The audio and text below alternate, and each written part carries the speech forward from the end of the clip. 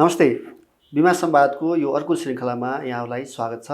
आज हामी विशेष गरी आउँदै गरेको नयाँ बजेटको सन्दर्भमा केन्द्रित रहेर यो कार्यक्रम सुरु गर्दैछौँ र आजको हाम्रा अतिथि हुनुहुन्छ राष्ट्रिय वाणिज्य बैङ्कका मुख्य प्रबन्धक तथा आर्थिक विश्लेषक ऋषभ भट्टराई। सर, स्वागत छ।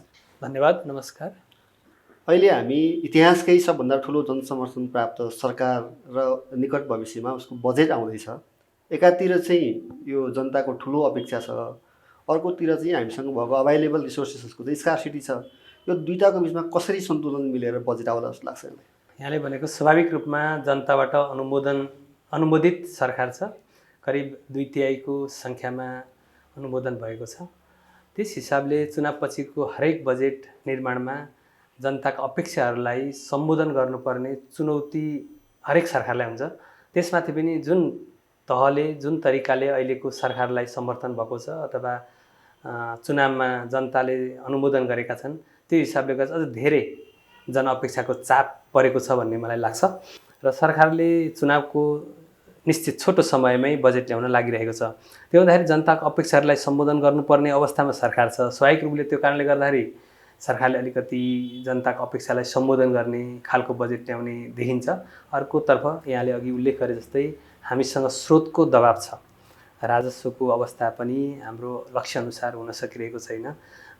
स्रोतको दबाब र जनताको आकाङ्क्षा अथवा नयाँ सरकारले पनि केही गरेर देखाउनु पर्ने, परिवर्तन देखाउनु पर्ने, हिजोको विभिन्न कुराहरूलाई क्रमभङ्गता गरेर नयाँ सिराबाट काम गर्नुपर्ने। अझ अर्थमन्त्रीले त भन्नुभएको छ प्लेनलाई नयाँ मोडेर नयाँ तरिकाले अगाडि बढ्छु भन्नुभएको छ। त्यो हुनाले स्वाभाविक रूपमा यो क्षेत्रमा सरोकार राख्ने हरेक मानिसहरूलाई, हरेक नागरिकलाई आगामी बजेट कस्तो आउँछ भनेर चाहिँ एकदम धेरै कौतूहलता भएको मैले फर्मल्ली इन्फर्मल्ली ठाउँहरूमा कुरा गर्दा पाउँछु। मलाई पनि त्यही लाग्छ।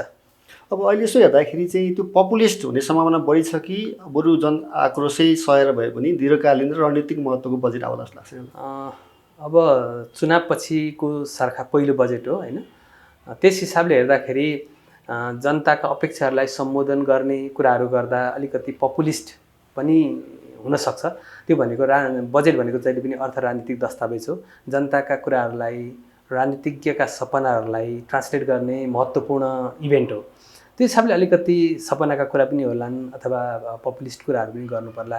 तर नीति कार्यक्रम हामीले हेर्दा र सरकारको जुन अर्थमन्त्री अहिले जुन तहको हुनुहुन्छ अथवा जुन क्षमता राख्नुहुन्छ अर्थतन्त्रको ज्ञानको हिसाबले, त्यो हिसाबले गर्दाखेरि धेरै बरालिएर जनताका अपेक्षाहरूलाई सम्बोधन गर्ने भन्दा पनि यथार्थपरक आजको स्रोतको अवस्था, हामीले भोलि स्रोत सङ्कलन गर्ने क्षमता, हाम्रो प्रशासनिक क्षमता, हाम्रो राजस्वको स्रोतका दायरा, यी सबै कुराहरूलाई विचार गरेर दीर्घकालीन महत्त्व राख्ने, नीतिगत कुराहरूमा केही डिपार्चर गर्ने, तर धेरै पपुलिस्ट भएर नआउने जस्तो मलाई लाग्छ। किनभने अर्थमन्त्रीको हिजोका कुराहरू हामीले जे हेरेका छौँ, उहाँले जे भनिरहनु भएको छ र उहाँले विनियोजन विधेयकको जुन कुराहरू अहिले संसदमा पेश गर्नुभएको छ, त्यो कुरा हेर्दाखेरि, सिद्धान्तहरू पेश गर्नुभएको छ, त्यो हेर्दाखेरि पनि धेरै पपुलिस्ट हुने जस्तो देखिँदैन।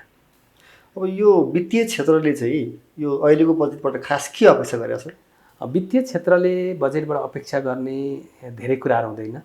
बजेटबाट वित्तीय क्षेत्रले के अपेक्षा गर्छ भने यसलाई चाहिँ विस्तारकारी बजेट ल्याइदियो, अलि यहाँले अघि भने जस्तै कुरा गर्ने भने अलिक पपुलिस्ट खालको बजेट आयो र त्यो यथार्थपरक भन्दा पनि धेरै छरिएको जस्तो बजेट आयो भने वित्तीय सन्तुलन बिग्रिने खतरा हुन्छ हैन, स्टेबिलिटीमा प्रभाव पार्छ। त्यो हुनाले वित्तीय क्षेत्रले चाहिँ स्टेबिलिटीमा असर नगरोस्।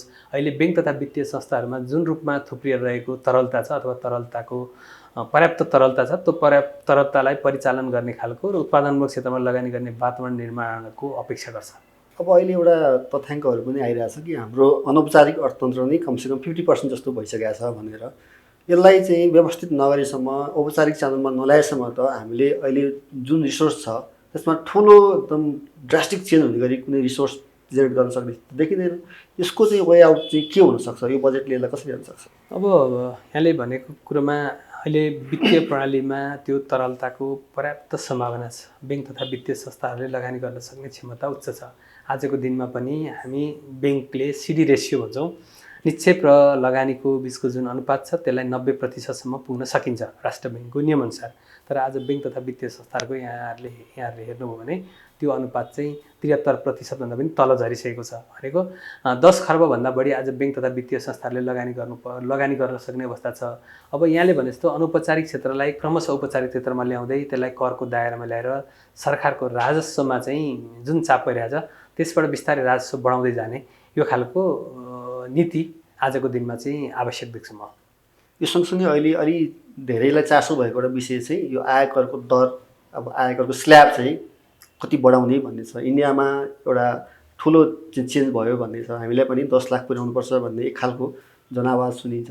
एउटा मध्यम वर्गले त्यति स्ल्याब पुग्यो भने चाहिँ यसो खर्च गर्ने क्षमता बढ्छ र अन्ततः फेरि आर्थिक क्रियाकलाप बढेर राजस्व त बढ्छ भन्ने छ।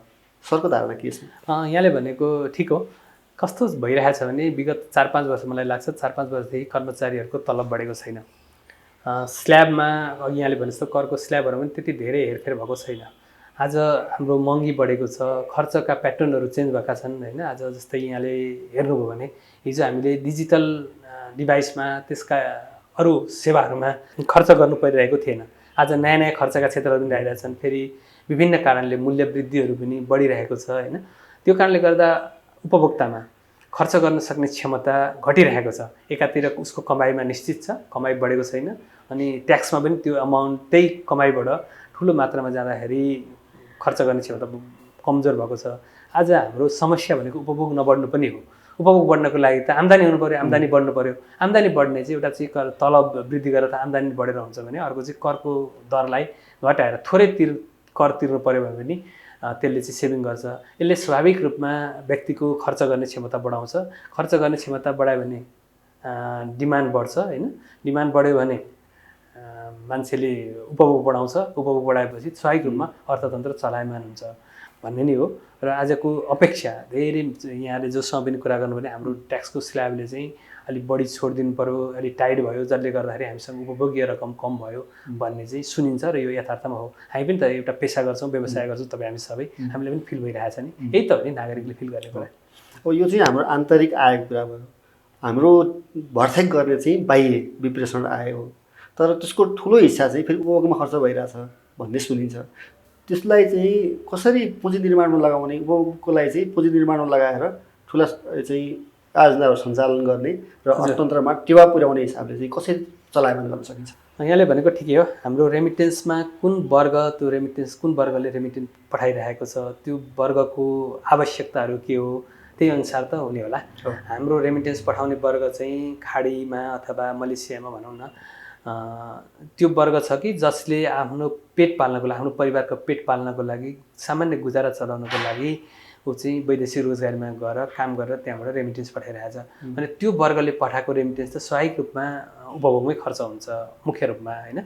अब हामीले चाहिँ के हो भने ठुलो मात्रामा उनीहरूले इन्कम गर्न सक्यो, ठुलो मात्रामा विप्रेषण पठाउन सक्यो कुनै परिवारको सदस्यले भने, अनि हामी नर्मल्ली सेभिङ हुने भनेको त उपभोग गरेर बाँकी रहेको आम्दानी माइनस उपभोग इज इक्वल टु सेभिङ त हो नि इकोनोमिक्सको भाषा भन्दा पनि। र सानो इन्कमको स्रोत सानो हुन्छ, थोरै पैसा पठाउँछ र हाम्रो यहाँको मूल्य वृद्धि भनौँ अथवा यहाँको अहिले उपभोगको लागि न्यूनतम आवश्यकता पुरा गर्नको लागि चाहिने रकम पनि ठुलो मात्रामा आवश्यक पर्ने हुनाले त्यो देखिएको हो। तथापि हाम्रो रेमिटेन्सको इन्फ्लो बढिरहेको छ। बढिरहेको हुनाले अहिले पनि हेर्नु भने हाम्रोमा सेभिङ अलि त्यो सेभिङको वृद्धि दर बढ्दै जान्छ। स्वाभाविक रूपमा हामीले अहिले नि उपभोगै खानै छोडेर होइन, न्यूनतम आवश्यकता पुरा गर्न छोडेर उपभोग गर्छ व्यक्तिले भन्ने कुरा मान्नु पनि हुँदैन। त्यो अर्थशास्त्रीय सिद्धान्त पनि होइन र व्यावहारिक पनि हुँदैन। त्यो सँगसँगै जोडेको एउटा प्रसङ्ग चाहिँ हाम्रो विडम्बना नै भनौँ। कस्तो छ भने गाउँमा हिजो 4-5 वर्ष अगाडि 1 रुपैयाँ जग्गा बेचेर त्यो पैसाले विदेश जान्छ। आज फर्केर त्यही जग्गा किताकाट भएर 4 आना जग्गा किनेर त्यहाँ 2 तला घर बनाउँछ। त्यो अनुत्पादनशील क्षेत्रमा लगानी भयो, तर उसँग पुँजी त छैन, फेरि क्यास फ्लो छैन, फेरि क्राइसिस सुरु भयो। भनेपछि हामीले गरेको ट्रेन्ड कस्तो भयो भने पक्की घर बनाउने, किताकाट गरेर घरेरी बनाउने, तर त्यो उत्पादनशील क्षेत्रमा लगानी भयो। उपभोग त ठिक हो, तर हाम्रो थप लगानी चाहिँ अनुत्पादनशील क्षेत्रमा बढी भयो कि भन्ने सन्दर्भ यो पनि भनाइ छ। तर मेरो यसमा अलिकति फरक मत छ हेर्नु। त्यो मत चाहिँ के हो भने अहिले हाम्रो समस्या भनेको, यो देशको समस्या भनेको ह्युमन क्यापिटल निर्माण गर्ने भन्ने हो। मानवीय पुँजीको कुरा गर्छौँ हामी होइन, र मानवीय एसेट्सको कुरा गर्छौँ। अब एउटा व्यक्तिले विदेशमा जान्छ, घरमा पैसा पठाउँछ, छोराछोरीलाई राम्रो उपचार गर्छन् होइन, एजुकेसन राम्रो दिन्छ, शिक्षा, स्वास्थ्य, खानेपानी, अनि पौष्टिक आहार त्यसपछि ल्याएर उसले चाहिँ एउटा टिभी राख्छ घरमा होइन, सामाजिक सञ्जालसँग जोडिन्छ, त्यसबाट इन्फर्मेसन लिन्छ, त्यही अनुसार आफ्नो जीवनलाई सहज बनाउँछ। यो खानुहुन्छ, यो खानु हुँदैन, यो गर्नुहुन्छ, यो गर्नु हुँदैन भनेर जुन कुराहरू सिक्छ त्यो पनि त उत्पादनमै लगानी जस्तो सम्झिनुपर्छ। त्यो पनि इन्भेस्टमेन्ट हो एक प्रकारको। त्यसलाई चाहिँ हामीले के भन्छौँ, पक्की घर बनाउने बित्तिकै इन्भेस्टमेन्ट होइन भन्ने मानेको छौँ। होइन, त्यो न्यूनतम आधारभूत आवश्यकताको कुरा गरेर एउटा व्यक्तिलाई, एउटा जन्मेको बालकलाई एउटा नागरिक चाहिँ कस्तो नागरिक भन्ने उत्पादनशील नागरिक तयार गर्नको लागि, कम्पिटेटिभ नागरिक तयार गर्नको लागि भएको खर्चलाई पनि हामीले चाहिँ खर्च नभनेर त्यसलाई चाहिँ इन्भेस्टमेन्टको रूपमा, लगानीको रूपमा बुझ्यौँ भने फेरि त्यो पनि त आवश्यक छ नि त। राज्यले कति कुरा वहन गर्न सक्ने, कति गर्न नसक्ने भन्ने पनि छ। राज्य पनि सीमित स्रोत र साधनमा बाँधिएको छ, उसमा पनि खर्च गर्ने अपार क्षमता छैन। त्यो हुनाले राम्रो स्कुलमा छोराछोरीलाई पढाउँदा, राम्रो कपडा लाउँदा, सफा, राम्रो भनेको सफा सुग्घर बनाउने, बच्चालाई पौष्टिक आहार खुवाउने होइन, बिरामी हुँदा उपचार गर्न सक्ने, यो खालको व्यवस्थापन त लगानी हो नि। त्यसलाई पनि हामीले उपभोगमा खर्च भयो, अनुत्पादन क्षेत्रमा खर्च भयो भन्ने पनि गरेको देखिन्छ कि कति ठाउँमा। त्यसमा चाहिँ मेरो फरकमा छ। त्यो पनि लगानी, सबभन्दा ठुलो लगानी त्यो हो। आजको हाम्रो आवश्यकता नै मानवीय पुँजी निर्माण गर्नको लागि राज्यले खर्च गर्नुपर्छ, परिवारले खर्च गर्नुपर्छ भन्ने बहस पनि त त्यत्तिकै छ। त्यो यथार्थ पनि हो, त्यो गर्नु पनि जरुरी छ। हामी बजेट र अर्थतन्त्रको विषयमा थप कुरा गरि नै हाल्छौँ। हजुर, एकछिन फेरि व्यक्तिगत विषय प्रवेश गरौँ जस्तो लाग्यो। हजुर, एकपल्ट बाल्यकाल सम्झिनु सर। मेरो जन्म ओखलढुङ्गाको दुर्गमै गाउँमा भएको हो। मैले करिब 4-5 कक्षासम्म 5 कक्षासम्म गाउँको स्कुलमा पढेँ र 5 कक्षादेखि बिचदेखि सोलुखुम्बुको नेले भन्ने ठाउँमा, दुर्गम जिल्ला सोलुखुम्बु सुन्दै यहाँलाई लागिहाल्छ, त्यहाँको गाउँमा सानो बजार थियो। त्यो बजारमा बसेर एसएलसीसम्म मैले त्यहीँ पढेँ, त्यहाँ एसएलसी पास गरेँ। त्यसपछि काठमाडौँ प्रवेश गरेको हो 52 सालदेखि काठमाडौँमा। बाल्यकालको सबभन्दा पीडादायी क्षण सम्झिनु पऱ्यो भने? बाल्यकालको पीडादायी क्षण त अब धेरै कुराहरू छन्। तीमध्ये पनि मलाई बढी सम्झिने चाहिँ मेरो घरबाट सोलुखुम्बुमा जहाँ मेरो बुवा काम गर्नुहुन्थ्यो, त्यहाँ जागिर खानुहुन्थ्यो। बुवा काम गर्ने ठाउँमा हामी त्यहाँ गएर पढ्थ्यौँ। पढ्दाखेरि चाहिँ मेरो घरबाट त्यो सोलुखुम्बुको नेले भन्ने ठाउँमा पुग्नलाई 1 दिन लाग्थ्यो। त्यो जाँदा बिचमा पुगिसकेपछि एकदम उकालो बाटो थियो। त्यो उकालो बाटो चाहिँ 3-4 घन्टै लाग्थ्यो हामीलाई। अनि त्यसपछि मात्रै अलिक तेर्सो बाटो सुरु हुन्थ्यो। त्यो ठाउँसम्म पुग्दाखेरि गर्मीको बेला केटाकेटी मान्छे होइन, उकालो, घाम, सल्लेपिरको चिप्लो, एकदम नाक ठोकिने उकालो हुन्छ नि, त्यो खालको उकालो, बाटोमा पानी नपाइने, एकदम फुङ्ग उडेको डाँडो होइन, चट्टान, पहरो, त्यो खालको ठाउँमा हिँड्दाखेरि त्यो कुनै बेला चाहिँ त्यो मर्नु जस्तो हुन्छ नि, एकदम पीडादायी, एकदम कष्टदायी। त्यो ठाउँ चाहिँ मलाई बढी सम्झना आउँछ।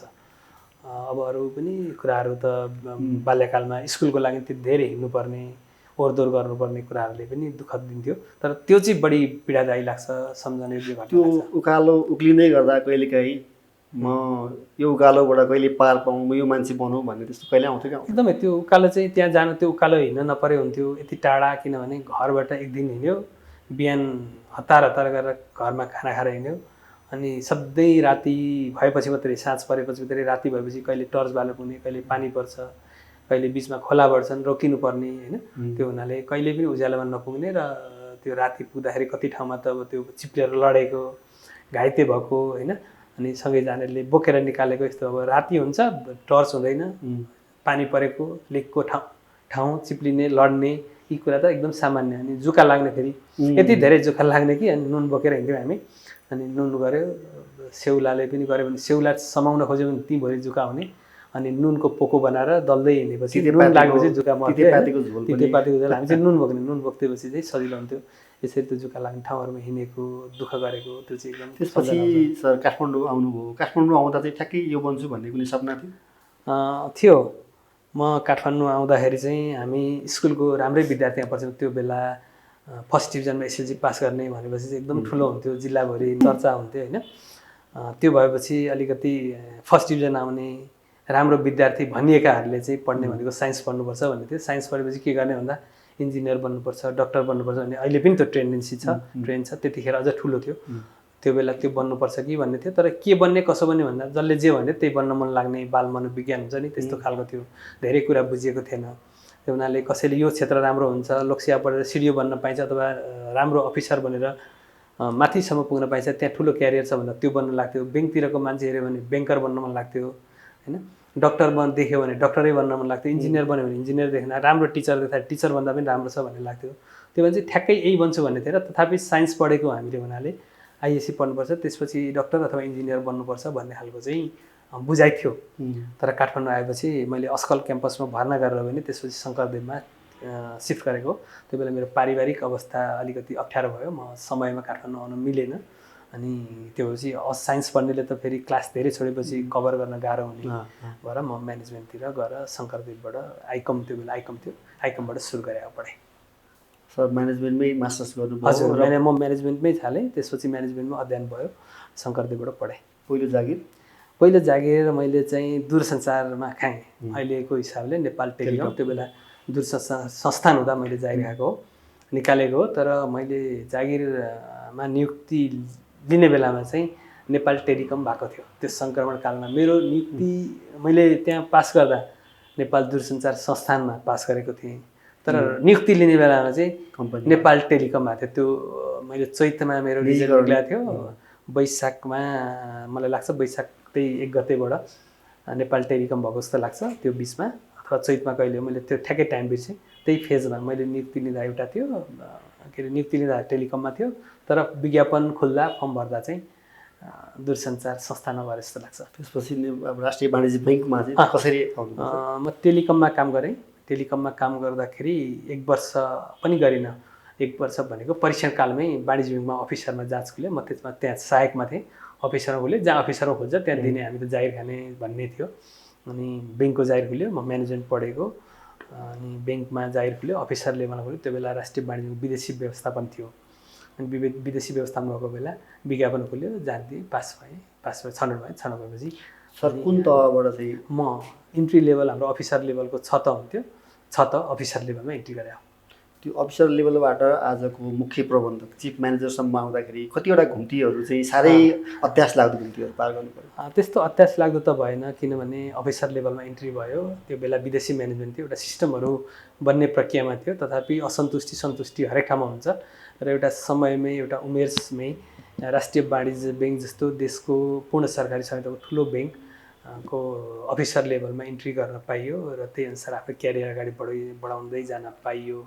र संयोग चाहिँ कस्तो पर्यो भन्नुहुन्छ भने, म 2062 साल वैशाख 2 गते राष्ट्रिय वाणिज्यमा इन्ट्री गरेको। त्यसपछि 6औँ तहमा इन्ट्री गरियो, त्यो खुल्ला प्रतिस्पर्धाबाट।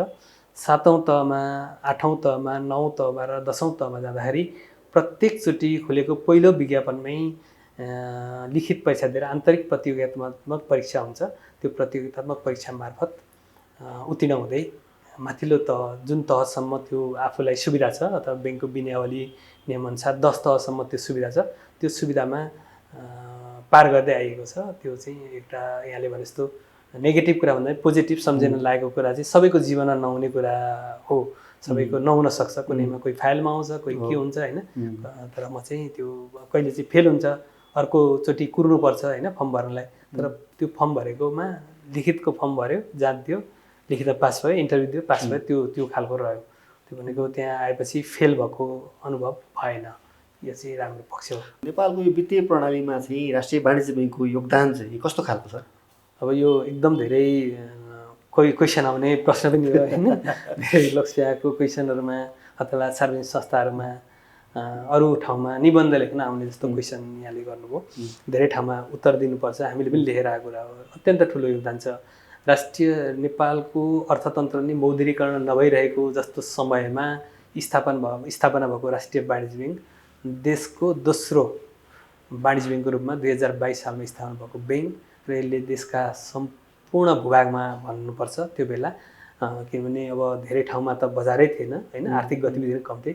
त्यो बेलादेखि सुरु गरेर अहिले हेर्नुभयो भने हामी 77 जिल्लाका सदरमुकामहरूमा स्थापित छौँ, र 315 भन्दा बढी शाखा कार्यालय मार्फत देशको छरिएका छौँ।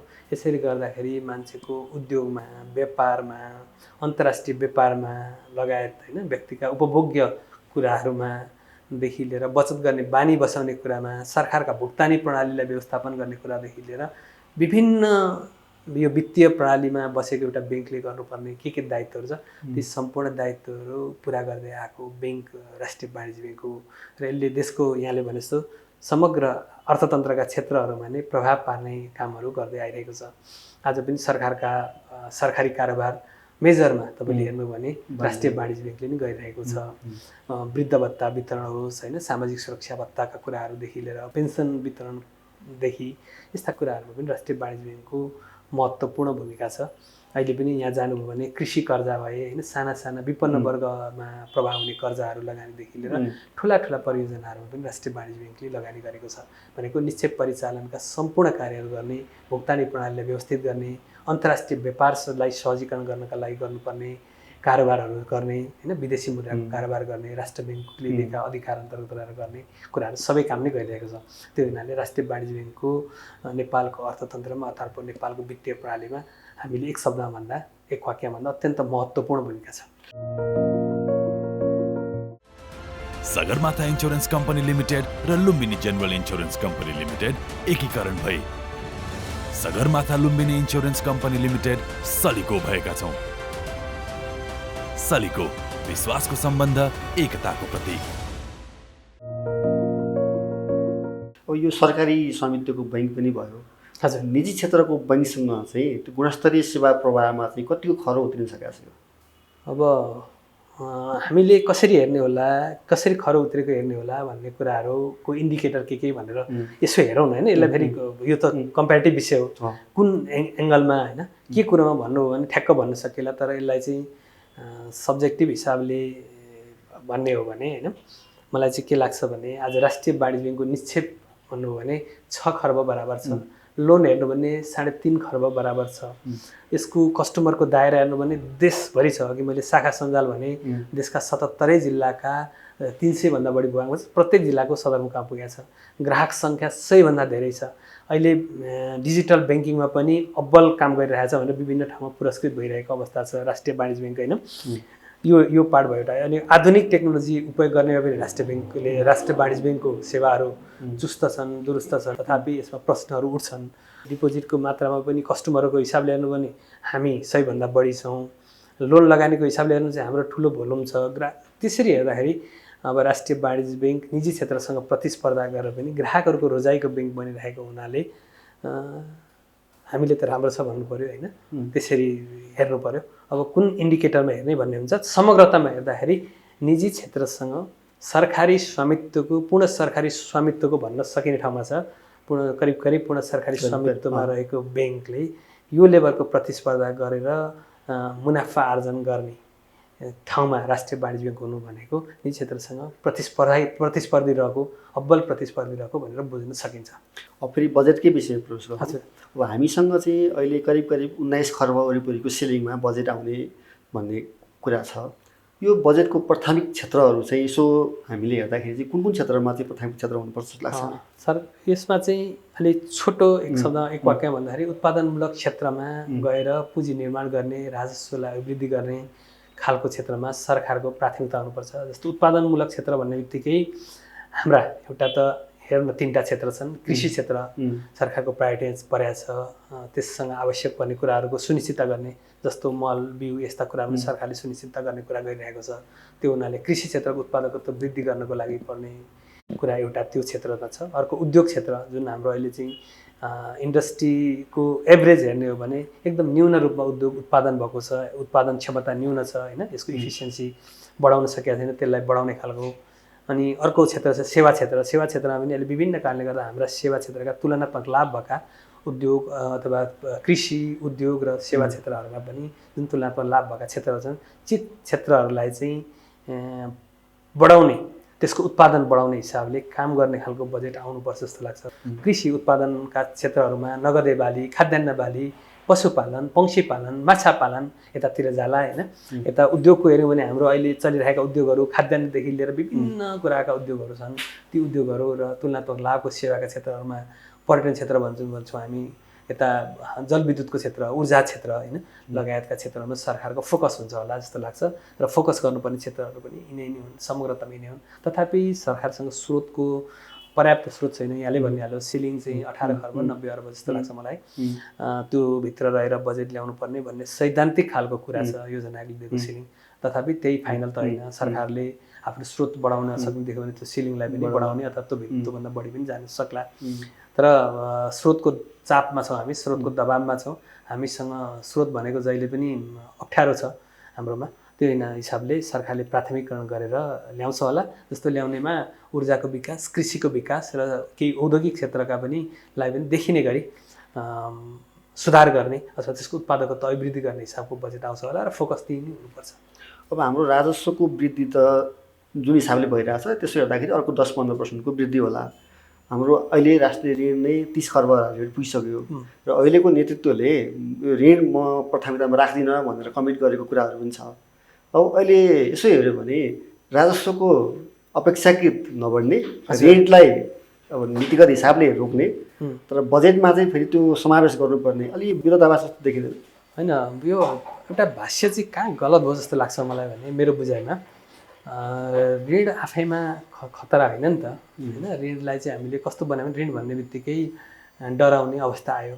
अहिले पछिल्लो समय अघि मैले राष्ट्रिय वाणिज्य ब्याङ्कको हिस्ट्री भन्दै गर्दाखेरि ऋण लिनै हुँदैन भन्ने खालको थियो। पछि ऋण लिनुपर्छ, ऋणले चाहिँ मान्छेको क्षमता विकास गर्छ होइन भन्ने कुरातिर गयो। उद्योगलाई चाहिन्छ, व्यवसायलाई चाहिन्छ, ऋण भनेको इसेन्सियल कुरा हो, ऋण भनेको त्यति डराउनु पर्दैन भन्ने कुरा बिस्तारै बुझ्दै आयो। देशको हकमा पनि त्यही हो। हामीले ऋण लिएर त्यसलाई कुन क्षेत्रमा लगानी गर्छौँ र त्यसबाट उत्पादकत्व के हुन्छ, लाभ र लागतको हिसाब गरेर लिने ऋण र उत्पादन गर्ने ठाउँमा, राजस्व वृद्धि गर्ने ठाउँमा, त्यसले चाहिँ अर्थतन्त्र बढाउने ठाउँमा र त्यसले जनताका आवश्यकताहरूलाई पुरा गर्ने ठाउँमा त्यसलाई लगानी गर्न सक्यो र त्यसले उत्पादन गर्न सक्यो र त्यो उत्पादनले चाहिँ पुँजी निर्माण गरेर ऋण तिर्ने क्षमता बढाउन सक्यो, करलाई वृद्धि गर्ने क्षमता बढाउन सक्यो भने त ऋण लिनु त्यति धेरै नराम्रो होइन। तथापि अब हाम्रो अर्थतन्त्रको साइज, हाम्रो चाहिँ आन्तरिक अवस्था होइन, बाह्य क्षेत्रको अहिलेको अर्थतन्त्रमा परिरहेका दबावहरू, यी सम्पूर्ण कुराहरू हामीले हेर्दै गर्दाखेरि चाहिँ ऋणको आकार जिडिपीको कति पर्सेन्टसम्म जाने अथवा कुन क्षेत्रमा जाने भन्ने बहस छ। तथापि ऋणै लिनु हुँदैन भन्ने भाष्य चाहिँ त्यति होइन। उत्पादन दिने आयोजनाहरूमा र ऋणको लगानी गर्नुपर्छ होइन भन्ने लाग्छ। तर ऋणै लिनु हुँदैन भन्ने कुरालाई चाहिँ बिस्तारै तोड्नुपर्छ, यसको प्राथमिकरण गर्नुपर्छ। उत्पादन दिने क्षेत्रहरूमा ऋण लिएर समयमा आयोजना सम्पन्न गरेर त्यसबाट उत्पादन लिने कुरा चाहिँ छलफलको विषय बन्नुपर्छ भन्ने लाग्छ यहाँको ऋणको कुरोमा। अर्को दोस्रो कुरा चाहिँ हामीसँग जुन राजस्वकोमा चाप परिरहेको छ हो, अहिले अर्थतन्त्र बाह्य क्षेत्र हेर्नु भने अन्तर्राष्ट्रिय रूपमा देखिएको तनाव छ, युद्धकै उहरू देखिया छन्, अप्ठ्याराहरू देखिया छन् र हाम्रो यो ढुवानी प्रणालीलाई भनौँ न एउटा दुईटा देशको बिचको समुद्रमा आउने अप्ठ्याराहरूले होइन बाटोको जुन अप्ठ्यारो देखिरहेछ त्यो कारणले गर्दा हाम्रो ढुवानी प्रणाली, ट्रान्सपोर्ट सिस्टममा जुन खालको अप्ठ्यारो परेको छ त्यसले पनि लागत बढाइदिएको छ, स्कार्सिटी छ इसेन्सियल वस्तुहरूको। त्यो कारणले गर्दाखेरि नै हाम्रो अर्थतन्त्र खुम्चिरहेको छ, विकास आयोजनाहरूमा खर्च गर्न समस्या भइरहेको छ, राजस्व वृद्धि हुन सकिरहेको छैन। यी समस्याहरू छन्। तथापि धेरै कुराहरू चाहिँ हाम्रो आन्तरिक कुरामा पनि भर पर्छ, त्यो नपरे होइन। सुशासनका कुराहरू, सुशासनको अभिवृद्धि गरेर पार्ने प्रभावहरू, प्रशासनिक सुधारहरू गरेर गर्ने कुराहरू होइन, राजनीतिक क्षेत्रले लिने कमिटमेन्ट र स्थिरताका कुराहरू, नीतिगत परिवर्तनले गरेर ल्याउने कुराहरू एकातिर छँदैछन् भने हाम्रो जस्तो हामी भन्छौँ नि ल्यान्डलक कन्ट्री भनेको हाम्रो चाहिँ जुन ढुवानी प्रणालीमा लागत छ नि, हाम्रो ठुलो लागत लाग्छ हामीसँग समुद्र नभएको कारणले। त्यो कारणले गर्दाखेरि अन्तर्राष्ट्रिय क्षेत्रमा पाउने वस्तुको उपलब्धता र त्यो उपलब्ध वस्तुलाई पनि ढुवानी गरेर ल्याउँदाखेरि लाग्ने लागत, यो कारणले पनि हाम्रो अर्थतन्त्रलाई समस्या पाइरहेको छ। यसले पनि राजस्व वृद्धिलाई चाहिँ अप्ठ्यारो पार्छ होला। यी कुराहरू सबैलाई ध्यान दिएर त्यही आधारमा प्रक्षेपण हुन्छ होला भन्ने मैले ठानेको छु। अब अहिले हाम्रो एउटा दयनीय अवस्था चाहिँ के देखिन्छ भने पुँजीगत खर्च जहिले पनि एकदमै कम र भयो भने त्यो अन्तिम आर्थिक वर्षको अन्तिममा आएर हुने। हजुर, यसको समस्या चाहिँ कानुनी हो कि हामीले छनौट गरेका आयोजनाहरूमै समस्या हो? यहाँले भने जस्तै एउटा त हाम्रो आयोजना छनौटमा पनि समस्या भयो होला र प्राथमिकरण गर्ने कुरोमा पनि समस्या भयो होला, समस्या छ, भएकै छ, त्यही भएर पनि नभएको हो।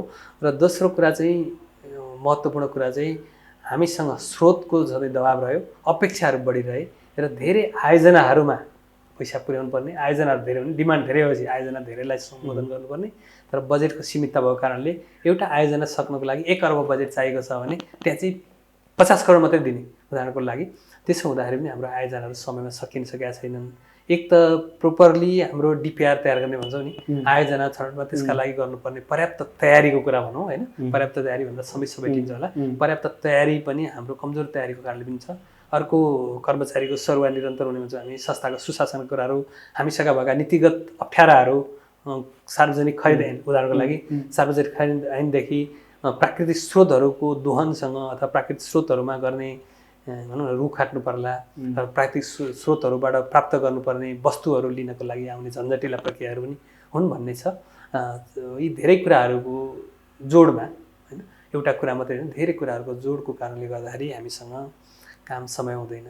अर्को कुरा अहिले हामीले अघि मैले अलिकति उल्लेख गरेँ ह्युमन क्यापिटल भने मैले हामीसँग भएको जनशक्तिको क्षमता अभिवृद्धिका लागि हामीले जति काम गर्नुपर्ने त्यो गर्न सकिरहेका छैनौँ। कुन क्षेत्रमा कति जनशक्ति आवश्यक छ भनेर हामीले जुन प्लानिङ गरेर त्यो अनुसार जनशक्ति तयार गर्न नसकेको कारणले पनि यस्ता आयोजनाहरू समयमै नसकिने मानव स्रोतको पनि अभाव हुने स्रोत भनेको त पैसा मात्रै होइन नि त यी विभिन्न स्रोतहरूको अभावको कारणले पनि हामीलाई त्यो परिरहेको छ। अर्कोतिर अन्तर्राष्ट्रिय रूपमा देखिएका अप्ठ्याराहरूले पनि पछिल्लो समय चाहिँ ठुलो प्रभाव पारेको छ। तपाईँ हेर्नु विगत 10 वर्षकोदेखि हेर्नुभयो भने भूकम्प त्यसपछि अघोषित नाकाबन्दी त्यसपछिका आन्दोलनहरू कोभिड रुस युक्रेनको युद्धको प्रभाव अहिले मध्यपूर्वमा देखिएको होइन खाडीमाको प्रभावहरू यस्ता कारणहरूले पनि हाम्रो अर्थतन्त्रलाई हाम्रा कार्यक्रमहरूलाई हाम्रा आयोजनाहरूलाई समयमा सम्पन्न गर्नको लागि चाहिँ केही समस्याहरू सिर्जना भएका छन्। अहिले हाम्रो चाहिँ इतिहासकै हाम्रो राष्ट्रिय आत्मविश्वास चाहिँ एकदम कमजोर भएको अवस्था छ निजी क्षेत्रको होइन। इतिहासमै सबभन्दा कम ब्याज दरमा यति धेरै लिक्विडिटी हुँदाहुँदै पनि ऋणको माग बढ्न सकेका छैन, लगानी थपिन सकेका छैन। यो बजेटले निजी क्षेत्रलाई विश्वासमा लिनलाई खास के कदम चाहिँ गर्नु उपयुक्त हुन्छ? यहाँले भनेको अहिले सङ्केत गर्न खोज्नुभएको भदौ 23 र 24 गते जुन त्रासदीपूर्ण घटनाहरू भए त्यो कारणले गर्दा पनि मान्छेको मनोबल अथवा त्रासदीपूर्ण वातावरण चाहिँ रहिरहेको हरेक घटनाको प्रभाव त्यो घटनाको लागि पनि समय लाग्छ। एक दोस्रो कुरो 23-24 को घटनापछि अन्तरिम सरकार भन्यो। अन्तरिम सरकारको प्रथम प्रायोरिटी भनेको त चुनाव गराएर जननिर्वाचित सरकारलाई सत्ता हस्तान्तरण गर्ने थियो अनि देश सबै चुनावप्रति केन्द्रित भएको होइन।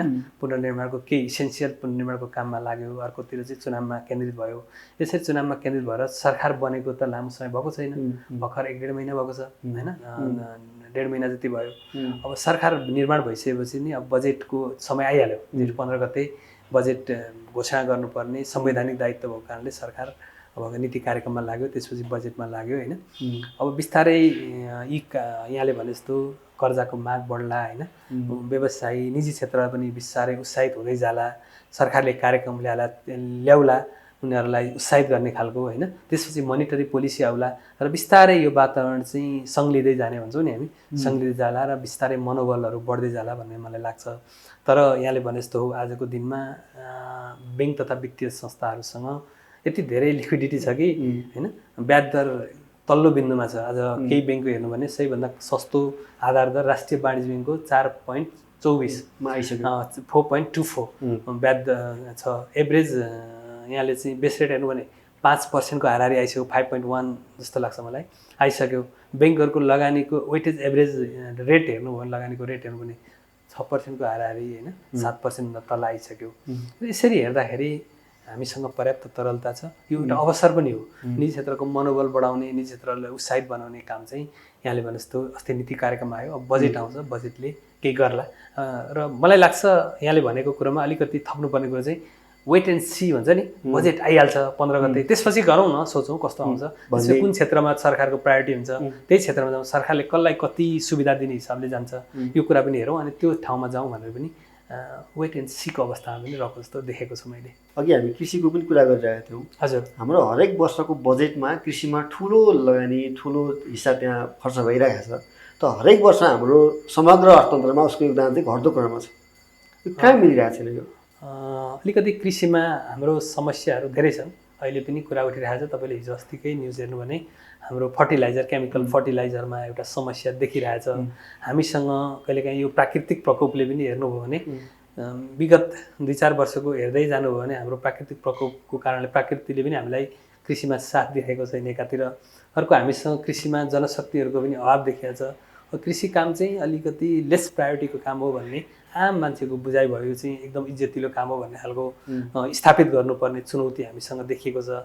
अर्कोतिर स्रोतको कुरामा जस्तो ऋण लिने कुराहरू पनि अरू जस्तो व्यवसायहरूलाई छ त्यसलाई कृषिमा छैन भन्ने कृषकहरूको गुनासो छ। किनभने ब्याङ्कहरूको त एउटा लोन प्रवाह गर्ने ब्याङ्कहरूको मापदण्डहरू पुरा गर्नुपर्छ। त्यो नभइकन ब्याङ्कहरू लगानी गर्नु, त्यो चाहिँ कृषकहरूले पुर्याउनुको लागि लिट्रेसीदेखि लिएर फाइनेन्सियल लिट्रेसीसम्ममा कृषकहरूमा रहेको अवेरनेसको कुराहरू होइन, नलेजको कुराहरू होला। यस्ता कुराहरूले पनि अलिकति कृषिको विकासमा विस्तारमा सहयोग गरिरहेको छैन, अलिकति समस्या अथवा चुनौती रहेको छ।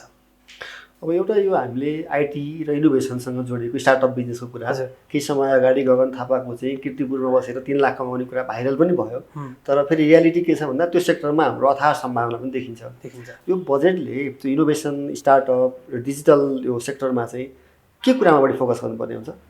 अब नीति कार्यक्रममा हेर्नुभयो भनेर अझ अस्तिको सिद्धान्तमाथि भएको छलफल, बजेटको सिद्धान्तमाथि भएको छलफलमा हेर्नुभयो भने पनि त्यसमा पनि यो सेक्टरलाई उच्च प्राथमिकता दिने भन्ने कुरा छ।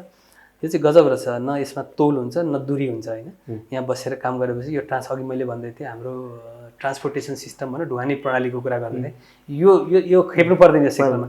त्यो हुनाले यो सेक्टरलाई प्रमोट गर्नुपर्छ। आजको माग बजारमा के छ भनेर तपाईँले हेर्नु भने सबैभन्दा बढी उच्च माग भएको क्षेत्र यो हो। हामीसँग अघि मैले भनेकै कुरोमा जुन ट्रान्सपोर्टेसन सिस्टमले पनि प्रभाव नपार्ने र त्यसमा त्यो पेट्रोलको मूल्य बढेर ढुवानी प्रणालीलाई फरक नपर्ने, पेट्रोलियम पदार्थको मूल्य बढेर भएको यस्ता सेक्टरमा हामीले गर्नुपर्छ। यसमा चाहिँ सरकारले 2-4 कुराहरूमा प्रायोरिटी दिनुपर्छ जस्तो लाग्छ। एउटा चाहिँ ट्रेनिङ एन्ड डेभलपमेन्टमा अहिलेका नवयुवाहरूलाई सपोर्ट गर्नुपर्छ भन्ने लाग्छ। किनभने क्षमता, अघि पनि मैले भने यो मानवीय क्षमता अभिवृद्धि कार्यक्रमहरूमा काम गर्नु पर्यो होइन, ह्युमन क्यापिटल निर्माण गर्ने कुरामा काम गर्नु पर्यो। त्यो सेक्टरको माग कस्तो छ त्यो बजारमा, त्यो अनुसारको एउटा त्यो फेसिलिटेट गर्नु पर्यो। अर्को करका अघि पनि हाम्रो स्ल्याबको कुराहरू कर छुट दिएर पनि त्यो क्षेत्रमा गर्न सकिन्छ। अर्को उत्पादन गरेका कुराहरूलाई बजारीकरण गर्नको लागि सरकारले सहजीकरण गरेर पनि यो क्षेत्रलाई अगाडि बढाउन सकिन्छ। त्यससँग जोडिएका कुराहरू छन्, जस्तो पूर्वाधारका कुराहरू छन्, कनेक्टिभिटीका कुराहरू छन् होइन। तपाईँले कीर्तिपुरको डाँडामा गएर ल्यापटप लिएर काम गर्नको लागि, उदाहरणको लागि भनेको, त्यहाँ काम गर्नको लागि त्यहाँ इन्टरनेटको उपलब्धता हुनु पर्यो नि, उदाहरणको लागि भनेको। त्यस्ता कुराहरूमा पनि सरकारले काम गरिदियो भने र त्यो वातावरण बनाइदिनुपर्छ जस्तो लाग्छ। त्यो गरिदियो भने यो क्षेत्र डेभलप भइरहेको छ, अझ बढी डेभलप हुन्छ। एउटा यसमा अघि हामी त्यो करको दायरामा एउटा अर्को पनि विषय थियो, बिमा। अहिले हामीलाई जुन स्ल्याब दिएको छ करको दर, हजुर, त्यसमा चाहिँ त्यो बढाउनुपर्छ भन्ने लबिङ भइरहेको छ। एउटा अर्थशास्त्रीको हिसाबले, अर्थतन्त्र बुझेको हिसाबले बिमामा जुन छुट छ त्यो चाहिँ बढाउनुपर्छ कि करको स्ल्याबमा बढाउने कुरा अहिले जुन 40,000 छ। अनि यो त कस्तो हो भने बिमामा आज हामीले चाहिँ यहाँहरूले पनि भोग्नु भएको होला होइन। धेरै चाहिँ म ब्याङ्कमा काम गर्छु, ब्याङ्कको लोनको लागि गर्नुपर्ने बिमा बाध्यकारी कुरा भएकोले मान्छेले गर्न खोज्छ। त्यहाँ पनि के भन्छ, यतिको गरे हुँदैन भन्छ, उसले रियल रूपमा आफ्नो जोखिमलाई हस्तान्तरण गर्न खोज्छ ब्याङ्करले होइन। त्यो उनीहरूले बाध्यकारी बनाएको छ। तर पनि अवेरनेसको हिसाबले हेर्नुभयो भने यहाँले कम छ। र सरकारले अघि भने जस्तो हाम्रो नीतिगत सुधार गर्ने, नीतिगत कुराहरूले त्यसलाई सम्बोधन गर्ने भनेको यस्तै कुराहरूले। त्यहाँ बिमा गर्दाखेरि करछुट पाइन्छ भनेपछि त्यसले एउटा मोटिभेसन दिने भयो होइन। अर्को चाहिँ त्यसले सुरक्षा पनि प्रदान गर्ने भयो, जोखिमलाई पनि न्यूनीकरण गर्नको लागि सहयोग गर्ने भयो, जोखिमलाई हस्तान्तरण गर्ने भयो। त्यो हुनाले जहिले पनि र त्यसमा बिमाको प्रिमियम बापत प्राप्त भएको रकम त फेरि बिमा कम्पनीहरू त लगानीका क्षेत्रमा लगानी गर्छ होइन। विभिन्न क्षेत्रमा लगानी गर्ने हुनाले पनि यसको एकदम महत्त्वपूर्ण पक्ष हो। र यहाँले भने जस्तै यसको स्ल्याब बढाइदिने भनेको त्यो त राज्यको लागि पनि फाइदाजनक कुरा हो, व्यवसायको लागि पनि फाइदाजनक कुरा हो। र आखिर त्यो पुँजी चाहिँ निर्माण भएर कुनै आयोजनामा अथवा कुनै सेक्टरमा लगानी भएर फेरि त्यसले चाहिँ राजस्व अभिवृद्धिको लागि पनि सहयोग गर्छ नि। तर सरकारको अहिलेको यसो बुझाइरहेको चाहिँ प्रत्यक्ष ट्याक्स नै त्यो राजस्व कम हुने भाव हुनाले हजुर प्रत्यक्ष राजस्वमा मात्रै ध्यान दिएको, त्यसबाट जेनेरेट हुने अप्रत्यक्ष राजस्वमा चाहिँ खासै ध्यान नदिएको। अहिलेको गरौँ न, होप गरौँ होइन। यो यति बुझेको अर्थमन्त्री हुनुहुन्छ, यो सिस्टमहरूमा यहाँहरू जस्ताले पनि यस्ता कुराहरूलाई उठाइरहनु भएको छ। धेरै कुराहरू यो हेरिराखेको छ, बुझिरहेको छ, सुनिरहेको छ। त्यो हुनाले सम्भवतः अबको सरकारको बजेटको थिम भनौँ अथवा बजेटको लाइन पनि यही कुरामा, यस्तै कुराहरूमा जान्छ होला जस्तो लाग्छ। डाइरेक्ट भन्दा पनि त्यसको इन्डाइरेक्ट इम्प्याक्ट गर्ने, नीतिगत रूपमा लङ टर्ममा इम्प्याक्ट पार्ने, त्यसबाट लङ रनमा रिजल्ट आउने होइन, र देशको अर्थतन्त्रलाई मजबुत बनाउने हिसाबले आउँछ होला भन्ने अपेक्षा गरौँ। जेनजी आन्दोलनपछि नेपालमा एउटा के समस्या देख्यो भने धेरै राष्ट्रिय सम्पत्तिहरू क्षति भयो। निजी क्षेत्र त भइ नै हाल्यो, राष्ट्रिय सम्पत्ति पनि भयो। निजी क्षेत्रको हकमा चाहिँ धेरैको बिमा भएको हुनाले धेर थोर उहाँहरू आफूलाई रिकभर गर्नुभयो। त राष्ट्रिय सम्पत्ति त त्यो खण्डहर भयो, खरानी भयो। अहिले आवाज के उठिरहेको छ भने राष्ट्रिय सम्पत्तिको पनि बिमा गर्नुपर्छ भन्ने एउटा आवाज छ। अब अर्को आवाज चाहिँ के छ भने हरेक वर्ष प्रिमियम तिर्दा राज्यलाई त त्यो रिस्क भन्दा पनि प्रिमियम बढी जान्छ भन्ने अर्को आवाज। एउटा विश्वबाट हेर्दाखेरि चाहिँ राष्ट्रिय सम्पत्तिको बिमा गर्नुपर्छ कि पर्दैन? गर्दाखेरि सुरक्षित हुँदो रहेछ भन्ने कुरा जब घटनाक्रम हुन्छ, कुनै घटना हुन्छ, घटनापछिको त्यसको क्षति बिहोर्नुपर्छ। क्षति बिहोरिसकेपछि चाहिँ त्यो बिमा गर्नुपर्छ भन्ने कुरा आउँछ होइन। केही नहुँदा चाहिँ यो बिमा गर्नु पर्दैन भन्ने आउँछ। स्वाभाविक रूपमा यो मानवीय स्वभाव हो। र मलाई लाग्छ यो बिचमा सरकारको ठुलो पैसा त खर्च हुन्छ होला, त्यसबाट नभए सरकारले आफ्नै मेकानिजमबाट पनि गर्न सक्ला होइन। के गर्दा उपयुक्त हुन्छ यो चाहिँ छलफलको विषय गरेर बिमा अथवा बिमाको प्रकृतिको त्यो कोष खडा गर्ने काम चाहिँ गर्नुपर्छ होला जस्तो लाग्छ। त्यो गऱ्यो भने सरकारलाई यस्तो कठिन अवस्थाहरूमा होइन, भूकम्पमा पनि हामीलाई ठुलो समस्या बन्नु पर्यो होइन। अब यो अस्तिको आन्दोलनमा भएको क्षति, विभिन्न समयमा क्षतिबाट बस्नको लागि चाहिँ यसले राम्रो सरकारलाई एउटा ब्याकअप दिन्छ होला, सहयोग गर्छ होला भन्ने नै लाग्छ। सगरमाथा इन्स्योरेन्स कम्पनी लिमिटेड र Lumbini general insurance company limited एकीकरण भई Sagarmatha Lumbini insurance company limited Salico भएका छौँ। सलिको, विश्वासको सम्बन्ध, एकताको प्रतीक। अब यो बजेटमा हाम्रो साधारण खर्चमध्ये एउटा खर्च चाहिँ सामाजिक सुरक्षा अन्तर्गत पेन्सन होला, स्वास्थ्य बिमा होला, अरू कार्यक्रममा हुन्छ। स्वास्थ्य बिमालाई हामीले अहिलेसम्म चाहिँ बिमा भनेर हेरिरहेका छौँ, तर यो बिमाको सिद्धान्तभन्दा बाहिर एउटा काम भइरहेको छ। यो चाहिँ कहीँ न कहीँ सामाजिक सुरक्षा कार्यक्रम मात्रै हो। अनि अर्को हाम्रो सामाजिक सुरक्षा कोष पनि छ, यसले पनि आफ्नो हिसाबले बिमा कार्यक्रम गरिरहेछ। अब यो हाम्रो अहिले बजेटमा साधारण खर्चलाई व्यवस्थापन गर्नलाई यो स्वास्थ्य बिमा कार्यक्रमलाई चाहिँ कसरी अगाडि बढाउन सकिन्छ? किनभने यो अहिले धेरै अस्पतालमा गयो भने बेरोजगार छ, चलिरहेको छैन, किनभने त्यसमा फन्ड क्राइसिस भयो भन्दै छ। यसलाई कसरी व्यवस्थापन गर्न सकिन्छ? अब यहाँले भने जस्तो दुईवटा अप्रोच छ। यसलाई चाहिँ छरिएर राख्ने कि अब त्यो सामाजिक सुरक्षा कोष मार्फत होइन, मार्फत एउटा काम भइरहेछ, अर्को बिमा कम्पनीबाट भइरहेछ, अथवा नेपाल सरकारको स्वास्थ्य बिमा कार्यक्रम मार्फत भइरहेछ। यो विभिन्न ठाउँमा मलाई लाग्छ यो विषयको छलफल योभन्दा अगाडिदेखि नै भइरहेको देख्छु होइन। मन्त्रालयमा त्यहाँ कुरा भएको, मिडियामा पढेको देखिरहेछ।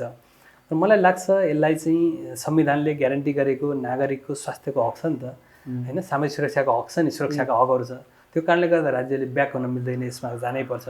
तर बेस्ट मोडालिटी के हुनसक्छ भन्ने कुरामा अलिकति अध्ययन गरेर यो क्लियर भएर, गभर्मेन्टले क्लियर भएर होइन यसरी जानुपर्छ भन्ने कुरामा जाँदाखेरि चाहिँ बेटर हुन्छ जस्तो लाग्छ।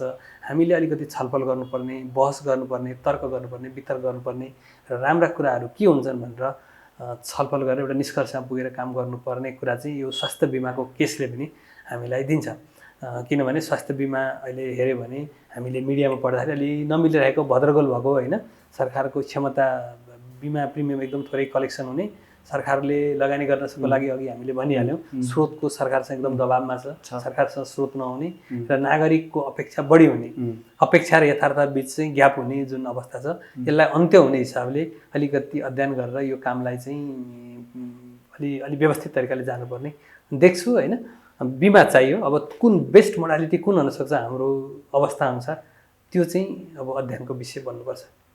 अब यो हामी अहिले एक अङ्कको आर्थिक वृद्धिलाई दोहोरो अङ्कमा पुर्याउने हाम्रो महत्त्वाकांक्षी योजनाहरू छ। अनि हामी के भन्छौँ भने अर्थतन्त्रको मेरुदण्ड भनेर चाहिँ बिमा हो। बिमाको ब्याकअप भएन भने अर्थतन्त्र अगाडि बढ्दैन भन्ने सैद्धान्तिक पनि छ र हामी बिमाकर्मीले त त्यसलाई नजिकबाट निहाली पनि रहेछौँ। तर विडम्बना के छ भने राजनीतिक नेतृत्व र ब्युरोक्रेसीले बिमा क्षेत्रलाई पर्याप्त ध्यानै दिएन। त्यो क्षेत्रलाई ध्यान नदिएको कारणले समग्र अर्थतन्त्र पनि अगाडि बढ्न सकेन भन्ने एउटा स्कुल अफ थट छ। सरलाई के लाग्छ? यस्तो चाहिँ यो हरेक कुरा ग्रोथको लेभलमा छ। यहाँहरूले हेर्नु भने बिमा क्षेत्रको वृद्धि अहिले पहिलेको भन्दा धेरै भएको देख्छौँ होइन। जस्तो धेरै ठाउँमा त्यसलाई बाध्यकारी गरिएको छ, बिमा गर्नै पर्ने भन्ने कुराहरू छ। अर्को नागरिकमा अवेरनेसको कुरा पनि आएको छ र यहाँहरूले यस्तो कार्यक्रमहरू चलाउनु भएको छ। बिमाको आवश्यकता, औचित्य, यसले अर्थतन्त्र पार्ने प्रभावको बारेमा बोल्ने, लेख्ने, कुरा गर्ने, छलफल गर्ने, नीति निर्माण गर्ने बेलामा नीति निर्माणकर्ताहरूलाई झकझक्याउने जुन कामहरू भएको छन् र अहिलेको यो कारणले गर्दाखेरि पनि बिस्तारै यसमा सुधार हुँदै गएको छ। अहिले हामीले हेऱ्यौँ भने पनि मैले जागिर खाँदाखेरि अथवा 2050को दशकमा, 60को दशकमा भन्दा चाहिँ बिमा कम्पनीहरूको सङ्ख्या जुन रूपमा बढेर गएको छ, त्यो गरेपछि स्वाभाविक रूपमा नम्बर बढेपछि उसको आफ्नो बिजनेसको लागि पनि त्यसमा काम गरिरहन्छ, लबिङ गरिरहन्छ।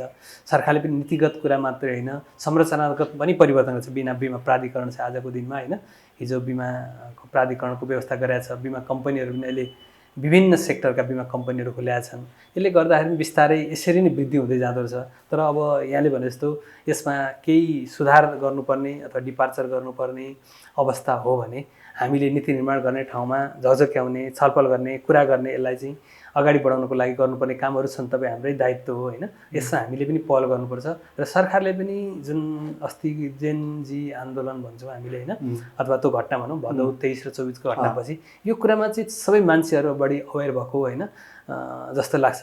यो चाहिँ अलिकति कहिलेकाहीँ हुन्छ नेगेटिभ कुराहरूबाट हामीले पोजिटिभ कुरा सिक्ने कुरा। यो चाहिँ मलाई अब यसमा धेरै मान्छेहरू अवेर भएको होइन। भूकम्पपछि पनि त्यो एउटा इभेन्ट थियो, भूकम्प आयो, धेरै क्षति गर्यो, तर बिमाको आवश्यकता त्यो बेला फिल भएको थियो। अहिले अस्ति जेनजीको आन्दोलनपछि पनि भयो होला। यस्ता घटनाले पनि गरेको छ र यहाँहरू जस्तो मान्छेहरूले, यहाँहरू जस्तो चाहिँ यो क्षेत्रमा काम गरिरहनु भएको मान्छे, यो क्षेत्र बुझ्नुभएको मान्छेहरूले जुन लेभलको लबिङ गर्नुभएको छ, स्वाभाविक रूपमा नीतिमा यसको प्रतिबिम्ब यो भनौँ न यो रिफ्लेक्ट होला। यो वित्तीय क्षेत्र र आर्थिक क्षेत्रको वृद्धि कम हुनुमा एउटा दोष चाहिँ ओभर रेगुलेसनलाई पनि मानिन्छ भन्छ। हजुर, यो ओभर रेगुलेसनको समस्या हो कि होइन?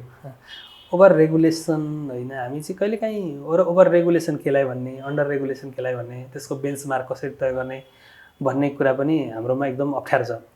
मलाई चित्त बुझ्यो होइन यसलाई ठिक छ भन्ने, मलाई चित्त बुझ्यो ठिक छैन भन्ने छ। तर हामी रेगुलेटरहरू होइन, बिमा क्षेत्रको जुन रेगुलेटर, ब्याङ्किङ क्षेत्रको रेगुलेटर भन्दा एकदम सक्षम निकायहरू छन् नि। अब सुधारको सम्भावना कहीँ पनि छैन होइन, छ।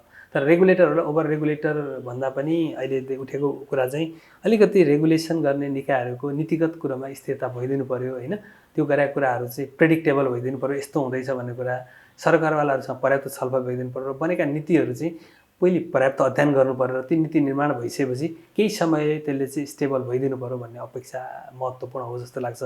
र मलाई ओभर रेगुलेसन भयो, अन्डर रेगुलेसन भयो भन्दा पनि रेगुलेटरले पर्याप्त होमवर्क गरेर आफ्ना रेगुलेसनहरू जारी गर्ने, त्यही हिसाबले काम गर्ने र सरकारवालाहरूमा यो अध्ययन भराएको यो विषयले चाहिँ प्रभाव पार्छ र सकारात्मक प्रभाव पार्छ भन्ने कुरा ट्रान्सलेट गर्न सक्नुपर्ने अथवा कम्युनिकेट गर्नुपर्ने चाहिँ मुख्य कुरा चाहिँ यो हो जस्तो ठान्छु।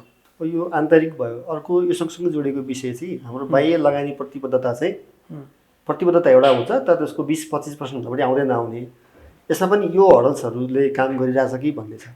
यो नियमनको कुराहरूले नियमन नीतिगत होइन, स्वाभाविक रूपमा हो। अब यहाँले भन्नु भने अहिले किन चाहिँ बाहिरबाट लगानी आएन भन्नुभयो, कसैले भन्ला जेनजी आन्दोलन भयो त्यसपछि कन्फिडेन्स जुन यहाँ इन्भाइरोमेन्ट भएन भन्ला होइन। भनेको कहिलेकाहीँ इन्टरनल इन्भाइरोमेन्टले पनि गर्छ, कहिलेकाहीँ एक्सटर्नल इन्भाइरोमेन्ट। बाहिरबाट लगानी आउनु लागेको थियो, बाहिर जुन अहिले लगानी गर्नेहरू पनि कोही मान्छे घर बनाउँछ भने म ब्याङ्कमा काम गर्छु, घर बनाउन आँटेको थियो भने अहिले पोस्टपोन गराएको छ कि हरेक वस्तुको भाउ बढाएको छ, 15-20% भाउ बढ्यो। अहिले मैले घर बनाउँदा अहिले 20% बढ्छ, वेट गर्छु 2-4 महिना त्यसपछि बनाउँछु, चलिरहेछ भन्ने हुन्छ। र अहिले पनि हाम्रो यो बाह्य लगानी नआउने कुरामा चाहिँ हाम्रो आन्तरिक क्षमतालाई प्रवर्धन नगरी, हाम्रो आन्तरिक क्षमता सुदृढ नबनाइकन बाह्य लगानी आउँदैन। र अहिले धेरै चेन्जहरू भएको छ। अस्ति पनि सरकारको अध्यादेश मार्फत भएको छ, नयाँ कानुन निर्माण गर्ने कुरामा सरकारको प्रतिबद्धता छ होइन। सरकारको 100 बुँदे कार्यक्रम हेर्नुभयो, सरकारको बाचापत्र, पार्टीको बाचापत्र हेर्नुभयो, अस्तिको सरकारको नीति कार्यक्रम हेर्नुभयो, यस्ता कुरा हेर्नुभयो र अब बजेटले पनि त्यसलाई देखाउला होइन। हेर्नु भने धेरै सुधारहरू गर्छौँ भनेको छ। अब सुधारका ठाउँहरू छन्, होइन भने हाम्रो भनौँ न डुइङ बिजनेसको इन्डिकेटरहरू छ, त्योमा त हामी धेरै पछाडि छौँ नि होइन। हामी 1 नम्बर 2 नम्बर आउँथ्यौँ होला। हाम्रो सुधार गर्नुपर्ने ठाउँहरू धेरै छ भन्ने कुरा यहाँबाट पनि देखिन्छ। Let's hope. त्यो 100 मुद्दामा एउटा अर्को प्रसङ्ग चाहिँ यो डायस्पोरा बन्ड भनेर 1 खर्बको चाहिँ एउटा खोज खडा गर्ने र विशेष गरी डायस्पोरा नेपालीहरूको सन्दर्भमा लागु हुने गरी भनेर अघि भनेको कुराले यसमा चाहिँ इम्प्याक्ट पार्छ कि पार्दैन? लगानी भनेको त्यसको प्रतिफलसँग जोडिएर आउँछ होइन। लगानी प्रतिफलसँग जोडिन्छ। लगानीको सुनिश्चितता प्रतिफलले खोज्छ होइन। प्रतिफल कति आउँछ त्यो अनुसार हेर्छ। र त्यो गर्नको लागि हामीले भन्यौँ प्रतिफल आउनको लागि वातावरण अनुकूल हुनु पर्यो होइन। त्यो काम गर्ने वातावरण समयमै आयोजना सम्पन्न गर्ने कुरामा प्रतिबद्धता मात्रै गरेर भएन, त्यो वातावरण पनि निर्माण हुनु पर्यो, त्यो भएको उदाहरणहरू हुनु पर्यो। त्यो कुराहरू भयो भने आउँछ। र मैले अघि तपाईँलाई भनेको र यहाँ छलफल गरेको कुरा पनि केही कुराहरू यो सरकार गठन भएको लामो समय भएको छैन, केही न केही डिपार्चर भएको छ होइन। नतिजामा भनौँ चुनावमा भोटको प्याटर्न हेर्नु भने चाहिँ डिपार्चर भएको छ, ठुलो डिपार्चर भएको छ।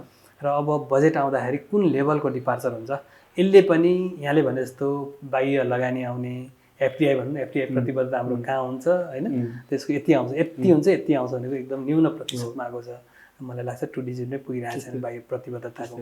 त्यो हिसाबले हेर्दाखेरि हामीले यो डुइङ बिजनेसका इन्डिकेटरहरू छ, ती इन्डिकेटरमा सुधार गर्नुपर्ने। अर्कोतिर यहाँ ग्रे लिस्टको कुराहरू अहिले पछिल्लो समयमा उठिरहेको छ, यी कुराहरूमा सुधार गर्ने। नीतिगत रूपमा हाम्रो नीति निर्माणमा सरकारहरूको इन्भल्भमेन्ट र प्रेडिक्टेबिलिटीको कुराहरू होइन, पारदर्शिताका कुराहरू, हाम्रा संस्थागत सुशासनको जुन अहिले सरकारले लिएको महत्त्वपूर्ण सबैभन्दा महत्त्वपूर्ण उद्देश्य नि सुशासन कायम गर्ने यो कुराहरू र पूर्वाधार निर्माणमा पनि हाम्रा केही समस्याहरू छन्, ती पूर्वाधार निर्माण पनि गर्नुपर्ने कुराहरूमा हामी अगाडि बढ्न सक्यौँ भने प्रतिबद्धता अनुसारको रकम आउँछ। होइन भने हाम्रा प्रतिबद्धता गर्ने तर नआउने ट्रेन्ड चाहिँ तपाईँले विगत लामो समयदेखि हाम्रो हेर्नुभयो भनौँ न, तपाईँले अरू केही हेर्नु परेन। एफडिआईको कमिटमेन्ट र त्यसबाट आएको एफडिआईको रियालिटी बिच तपाईँले ग्याप हेर्नु भने त्यो 90% माथि छ। अनि त्यो त ब्यालेन्सै भएन। त्यो भएर प्रतिबद्धता गर्ने मान्छेले एउटा कन्फिडेन्सको वातावरण निर्माण हुन्छ भनेर हो, भोलि हुँदैन, उसले गर्दैन। यसमा पनि डायस्पोराको फन्ड ल्याउनको लागि पनि हामीले नीतिगत सुधार गर्दैछौँ होइन। अरू सुधारहरू पनि सरकारले गर्ने भनेको छ। अब बजेट आएपछि धेरै कुराहरू चाहिँ सम्बोधन भएको देखिन्छ होला, त्यो भयो भने आउँछ। हाम्रोमा लगानीको र पुँजीको त समस्या होइन नि, अघि मैले भन्दै थिएँ 10 खर्बभन्दा बढी त नेपालको वित्तीय प्रणालीमा लगानी योग्य रकमै छ नि निजी क्षेत्रलाई होइन। हाम्रो इकोनोमीका 3टा सेक्टरहरूमा निजी क्षेत्र 80% भन्दा बढी योगदान दिने होइन, तर निजी क्षेत्र पनि आज फन्डको कारणले त रोकिएको होइन भन्ने देखिन्छ नि। यसमा एउटा चाहिँ के छ भने सरकारले एकातिर निजी क्षेत्र मैत्री कुरा पनि गरिरहेछ, अनि निजी क्षेत्रमा धरपकड बढिरहेछ भनेर पनि कुरा उठिरहेछ कि यो कुरा उठिरहेछ। हामीले मिडिया पढ्छौँ, देख्छौँ, विभिन्न व्यक्तिहरूका विचारहरू सुन्छौँ, त्यो कुरा छ। अब सरकार फेरि सुशासन कायम गर्ने भन्ने कुरामा पनि लागेको छ। अब सुशासन पनि कायम गर्नुपर्ने छ। सुशासन कायम गर्नुपर्नको लागि धरकपड कारबाही होइन, त्यसलाई दायरामा ल्याउने कुराहरू विद्यमान कानुनी व्यवस्था अनुसार पनि गर्नु पर्ला। अब अर्को त्यही भएर मलाई सबैभन्दा मनपर्ने शब्द हुन्छ नि सन्तुलन। हरेक कुरा सन्तुलनमा जानुपर्छ। अलिकति सन्तुलन खलबलियो भने चाहिँ इकोनोमी मात्रै होइन समाजका हरेक कुराहरू बिग्रिन्छन्। अर्थतन्त्रमा चाहिँ अर्थशास्त्रमा चाहिँ फेरि यो ब्यालेन्स र कन्फिडेन्स भन्ने कुरा एकदमै महत्त्वपूर्ण कुरा हुन्छ। यो ब्यालेन्स गरियो, नीतिगत ब्यालेन्सहरू हुँदै गयो भने कन्फिडेन्स पनि बढ्दो रहेछ होइन। कन्फिडेन्स बढेन भने त फेरि केही पनि हुँदैन। अहिले भन्छौँ नि हामी निजी क्षेत्रको कन्फिडेन्स नबढेको कारणले लगानी भएन भन्छौँ। यहाँले भने जस्तो ब्यालेन्स चाहिँ गर्नुपर्छ। सुशासनका कुराहरूलाई पनि हामीले केन्द्रमा राखेर सुशासनमा पनि कम्प्रोमाइज गर्नु भएको छैन। र धेरै भन्ने अब एउटा शब्द युज गर्न मिल्छ कि मिल्दैन, हामीले भन्छौँ नि कति कुराहरूमा धेरै उत्ताउनुहुँदैन भन्छ नि केटाकेटीहरूलाई होइन, अथवा कुनै पनि क्षेत्रमा ओभर रियाक्ट भन्ने ओभर रियाक्ट नगरिकन पनि मान्छेलाई लजिकल्ली पुष्टि गर्ने हिसाबले यो थियो भनेर अलिकति कुनै पनि विषयलाई आम जनतालाई आश्वस्त पार्ने, क्लियरली कम्युनिकेट गर्ने, यो थियो, यो भएको, यसरी हुन्छ भन्ने कुरालाई आश्वस्त गर्न सक्यो भने त्यो कन्फिडेन्स पनि बढ्छ। र हरेक कुराहरू सन्तुलनलाई ध्यानमा राखेर गर्नुपर्छ जस्तो लाग्छ। अब यो सन्तुलन चाहिँ सरको पेसागत क्षेत्रमा प्रवेश गरेर हेरौँ एकपल्ट। सरको पेसागत क्षेत्रमा एकातिर आफ्नो व्यावसायिक मूल्य मान्यता आदर्श हुन्छ, हजुर, अर्कोतिर त्यसको व्यावहारिक समस्या हुन्छ काम गर्दै जाँदाखेरि। यसको बिचको ब्यालेन्स चाहिँ कसरी गर्ने? अब यो त्यही ब्यालेन्स गर्नको लागि धेरै नीतिहरू बनाएको हुन्छ होइन। यहाँले पेसागत कुरोमा नीति हुन्छ, नीति कार्यविधि कानुन पद्धतिहरू निर्माण भएका हुन्छन्। त्यसलाई फलो गर्नुपर्ने कुराले धेरै अप्ठ्याराहरूलाई अथवा त्यो तपाईँले भने जस्ता असहजताहरूलाई ब्यालेन्स चाहिँ पोलिसीले गर्छ। हामीले भन्यो भने सुशासन भने के हो भने सामान्य भाषामा भन्यो भने भएका नीति नियम कानुनहरूलाई फलो गरेर अगाडि बढ्नु नै सुशासन होला नि त उदाहरणको रूपमा। यस्ता कुराहरूलाई हामीले फलो गऱ्यौँ भने धेरै कुराहरू सन्तुलन मिलाएर काम गर्छ, सन्तुलन त्यहाँ आफसे आफ मिल्छ। र त्यहाँ केही अप्ठ्याराहरू छन्, त्यो नीतिगत सुधार गरेर गर्दाखेरि एउटा सन्तुलन मिल्छ। अर्को व्यक्तिगत जीवनमा भन्नु भने पनि आफ्नो त्यही अनुसारले नीति बनाउ लिखित हुन्छ। अब व्यक्तिगत जीवनमा पनि त्यही हिसाबले म चाहिँ यो गर्छु यसरी गर्छु भन्ने कुरामा गयो भने सन्तुलन सुरु हुन्छ। कार्यक्षेत्रमा हुने सन्तुलन र व्यावहारिक जीवनमा हुने सन्तुलन भनेको हामीले एउटा सिस्टम फलो गऱ्यौँ भनेदेखि त्यो कुरा सहज हुन्छ जस्तो लाग्छ। हरेक मान्छेले आफ्नो व्यवसायमा पेसामा काम गर्ने क्रममा आफ्नो मूल्य मान्यता नैतिकताको चाहिँ एउटा सीमारेखा कुरा हुन्छ। त्यो सीमारेखा काट्न एकदमै मुस्किल हुन्छ। हजुर, कहिलेकाहीँ त्यो परिस्थितिले त्यो सीमारेखा काट्नु परेको छैन? अब जानेर छैन होइन। अब कहिलेकाहीँ सीमारेखा भनेको कहिलेकाहीँ मान्छे हो, भावनामा पनि कहिलेकाहीँ काम गर्नुहुन्छ। तर अघि मैले भने नि नीति नियम कार्यविधि फलो गर्दाखेरि त्यो कार्यविधि नियम कानुनलाई क्रस गर्न सकिएन। त्यो क्रस नगर्नु भनेकै तपाईँले अघि भनेकै कुराहरू क्रस गरेर काम नगर्नु हो। यदि क्रस गरेर काम गऱ्यो भने त त्यसको चाहिँ फेरि अर्को पेनाल्टीका कुराहरू सजायका कुराहरूतिर जान्छ। र मलाई लाग्छ यहाँले भने जस्तो एउटा व्यक्ति कुन मूल्य पद्धतिमा बाँच्छ, उसका चाहिँ नैतिकताका सीमाहरू के हुन्छन्, अनुशासनका दायराहरू के हुन् भन्ने कुरा व्यक्तिगत फरक हुन्छ व्यक्तिगत जीवनमा होइन। त्यो केही न केही हदसम्म यहाँले भने जस्तो संस्थागत काम गराइमा पनि आउँछ। त्यो मान्छे त्यो एउटा आचरणमा बसेको मान्छेले त्यही अनुसार गर्छ र आचरण कस्तो हुनुपर्छ भन्ने कुरो चाहिँ तपाईँ र मेरोमा फरक हुन्छ। मेरो व्यक्तिगत जीवन मैले कुन स्कुलिङबाट आएको छु, कुन फ्यामिली बिलोङ गर्छु, मैले के सिकेँ, म कोबाट गाइडेड भएँ, कसलाई मैले चाहिँ बढी कसको कुरा सुनेर हुर्केँ भन्ने कुराले पनि प्रभाव पार्छ। र यो कुरा चाहिँ संस्थागत कुरामा हेर्नुभयो भने चाहिँ धेरै कुरा नीति नियम कार्यविधि पद्धति कानुन भनौँ जे भन्नुहुन्छ त्यो दायराभित्र बसेरै त्यो दायरालाई ल्याउँछ। अन्य कुरा चाहिँ व्यक्तिगत जीवनमा फरक पार्ने कुराहरू पनि हुन्छ। यो वित्तीय क्षेत्रमा काम गर्नेको एउटा समस्या चाहिँ अलिक बढी तनाव हुन्छ भन्छन्। वित्तीय क्षेत्रमा तनाव व्यवस्थापनको सूत्र चाहिँ के? यो चाहिँ कस्तो हुँदछ भने हरेक ठाउँमा तनाव हुन्छ। तनाव पनि व्यक्तिको स्वभावमा भर पर्दछ। कसैले सानो कुरालाई एकदम टर्चरको रूपमा लिन्छ, कसैले त्यसलाई सामान्य रूपमा लिन्छ कि। अब यो चाहिँ अनुभव र उमेरजन्य कुराहरू पनि हुँदो रहेछ कि। तपाईँ कुन क्षेत्रमा अनुभव कहाँ काम लाग्छ भन्नुभयो भनेदेखि के हुन्छ भने अनुभव उमेर सँगसँगै अनुभव पनि बढेको छ, अनुभव बढाएको छ र तपाईँलाई कुनै विषयवस्तुलाई हेर्ने अध्ययन गर्ने बुझ्ने तपाईँको स्वभाव कस्तो छ चासो छ भन्नेदेखि पनि यो अघि यहाँले भने जस्तो तनाव भनौँ न यो वित्तीय क्षेत्रमा हुने अथवा अरू हुने क्षेत्रमा तनावलाई पनि व्यवस्थापन गर्न सक्दो रहेछ मान्छेले। मैले बुझेको, मैले हेरेको, मैले सङ्गत गरेको देख्दा चाहिँ। र आफू तनाव व्यवस्थापन गर्ने भनेको हरेक कुरालाई नलेजको हिसाबले काम गर्नु जान्छ। कार्यालयमा काम गर्दाखेरि त्यसको बारेमा पर्याप्त तयारी गर्ने, अध्ययन गर्ने, त्यसमा भएका कुराहरूको बारेमा छलफल गर्ने होइन। सामूहिक प्रक्रियामा चाहिँ सामूहिक निर्णय प्रक्रियामा जाने, समूहसँग बसेर छलफल गर्ने कुरा गऱ्यो भने त्यो तनाव कम हुन्छ। र त्यसरी काम गर्दाखेरि मैले चाहिँ अलिकति कम तनाव भएको फिल गर्छ। अरूले पनि भन्छन् होइन खासै तनाव लिनुहुन्न तपाईँ यो क्षेत्रमा काम गर्दा पनि, र घरमा पनि त्यो कुराहरू आइरहेको हुन्छ। यसलाई पोजिटिभ माइन्डसेट भनिन्छ। माइन्डसेट कस्तो बनाउने, कति मान्छेमा चाहिँ मलाई एकदम कम लागेको होइन त्यसको ग्राभिटी भनौँ अथवा त्यसको तनावको मात्रा एकदम कम लागेको कुराले अर्कोले एकदम ठुलो बनाइरहेको देखिन्छ। त्यो भनेको चाहिँ अनुभवको कुराले हिजो तपाईँले त्यस्तै डिसिजनहरू कसरी गर्नुभएको थियो भन्ने कुरा तपाईँलाई आज थाहा छ। त्यो चाहिँ मल्टिपल त्यस्तो डिसिजनहरू गर्नुभएको छ अथवा त्यस्ता समस्याहरूलाई मल्टिपल टाइममा होइन दर्जनौँचोटि तपाईँले हल गर्नुभएको छ भनेदेखि आज त्यो समस्या तपाईँलाई तनाव दिने हुँदैन कि सामान्य नर्मल लाग्छ। त्यो भन्दा नयाँ कुरा आयो भने तनाव दिने भन्दा पनि त्यसमा के गर्न सकिन्छ भनेर अरूसँग छलफल गर्ने, आफूभन्दा जान्नेहरूसँग बुझ्ने, त्यसबाट आइडिया लिने गऱ्यो भने त कन्फिडेन्स बढ्छ। कन्फिडेन्स बढेपछि तनाव हुँदैन। एउटा समस्या चाहिँ हामी कर्पोरेट सेक्टरको मान्छेको चाहिँ असीमित महत्त्वाकांक्षा हुँदो रहेछ पेसाप्रति, आफ्नो पोजिसनप्रति। यो महत्त्वाकांक्षाको व्यवस्थापन गर्न नजान्दै पनि मैले तनावमा परिरहेको देखिन्छ। हजुर, यसको कला चाहिँ के हो? खास यो महत्त्वाकांक्षाको व्यवस्थापन महत्त्वाकांक्षा होइन मान्छेलाई त्यहाँ महत्त्वाकांक्षा राख्नु भने आकांक्षा मात्रै राख्नु पर्यो भन्छ नि। त्यही भएर महत्त्वाकांक्षा अब मेरो क्षमता, मेरो ब्याकग्राउन्ड होइन, मेरो एजुकेसन सिस्टम अघि तपाईँलाई मैले भने मैले के बुझ्नुपर्छ भने मेरो जन्म कहाँ भएको थियो, मेरो स्कुल कहाँ भएको थियो, मैले के सिकेँ, मेरो ब्याकग्राउन्ड के थियो, मेरो भने आर्थिक क्षमता के हो र मेरो सम्भावना के हो भन्ने कुरामा जहिले पनि व्यक्तिले आफ्नो सोट एनालाइसिस गर्न सक्यो र त्यही अनुसार आफूले अगाडि जान सक्यो भने त्यो महत्त्वाकांक्षी नै हुँदैन। मेरो स्ट्रेन्थ के हो भन्ने कुरा त मलाई थाहा हुन्छ नि, अरूलाई ढाँट्ने कुरा अलग होला। मेरो विकनेसेस के हो भन्ने पनि मलाई थाहा हुन्छ, मेरो अपर्च्युनिटी के हो भन्ने कुरा पनि थाहा हुन्छ होइन, मेरो थ्रेट के हो भन्ने कुरा पनि थाहा हुन्छ। प्रतिस्पर्धा हुन्छ नि त होइन। मसँग मैले अघि भने प्रत्येक तहमा जाँच दिने अवसर पाइन्छ, प्रतिस्पर्धा खुल्ला रूपमा अथवा स्वच्छ प्रतिस्पर्धा गर्ने अवसर पाइन्छ भने त्यो अवसर हो नि त होइन।